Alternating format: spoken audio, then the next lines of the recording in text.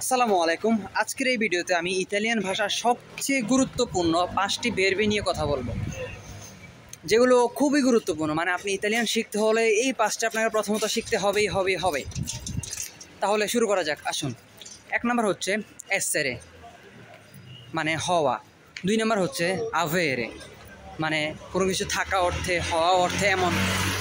তারপর 3 নম্বর হচ্ছে আপনার পোতেরে, মানে হচ্ছে কি পারা।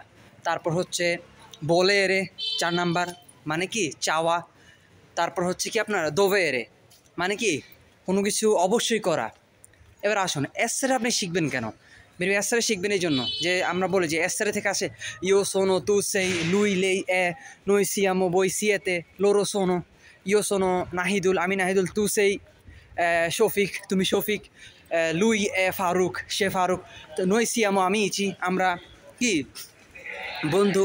এইরকমভাবে এই এসেরে শিখবেন এই জন্য। তারপর ধরেন আভেরে, io ho fame, io ho una casa, আমি ক্ষুধার্ত, আমার একটা বাড়ি আছে। এরকমভাবে আমার এটা আছে, আমার ওটা আছে, তারপর আমি এইরকম।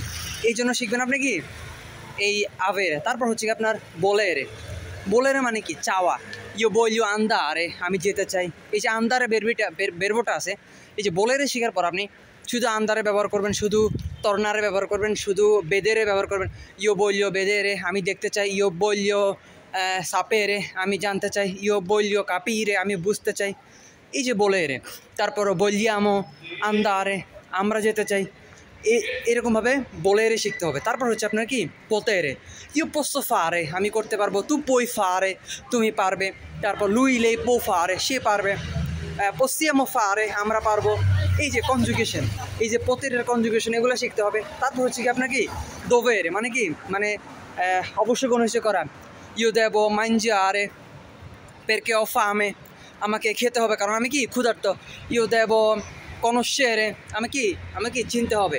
তো এইরকমভাবে যে এই 5টা বেরবির কথা বলেছি, বেরবো এসেরে, আভেরে, পোতেরে, বোলেরে, তারপর কি দোভেরে।